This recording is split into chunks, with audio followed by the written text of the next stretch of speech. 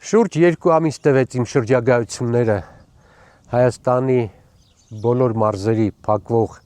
դպրոցների գյուղերով։ Ես հիմա գտնում եմ Դավիթ Բեկ գյուղում, Դավիթ Բեկի առասպելներով լեցուն գյուղի դպրոցում, ինչպես նաև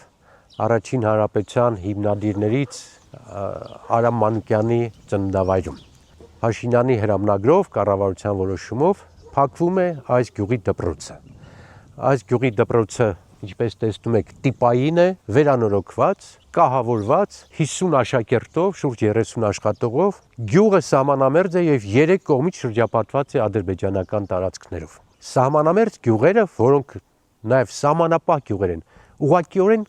քննարկման թեմա չեն կարող լինել փակվելու համար։ Ամենաերկար պետական սահմանը Հայաստանի Հանրապետության մարզերից ունի Սյունիքը։ Եվ այդ 55 սահմանամերձ գյուղերի դպրոցների փակվելը ամբողջ հանրապետությունում, դրա կեսը բաժին ընկել Սյունիքին 27 դպրոց։ Ես կարող եմ հանգիստ եզրակացնել եւ հայտարարում եմ, որ այդ դպրոցները դիտավորյալ են փակվում։ Սա ծրագիր է ոչ թե կրթական համակարգ փակելու, այլ սահմանները թուլացնելու, սահմաններում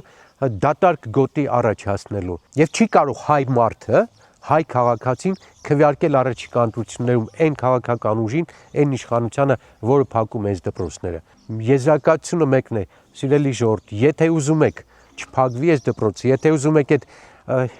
դպրոցները, գյուղերը չավիրվեն, միակ կուսակցությունը, միակ քաղաքական ուժը, որ 2-3 ամիս է տառապում ենք, ես տարիներ առաջ եմ սկսել այս շարժումը, պետք է գաք, մեզ քվեարկեք, մենք գնում ենք խորհրդարան այս խնդիրը լուծելու։ Ես ձեզ խոստանում եմ, խորհրդարանում չեմ թույլ տալու, արգելելու եմ, կասեցնելու եմ, մենք կասեցնելու ենք դպրոցների փակելը եւ գյուղերի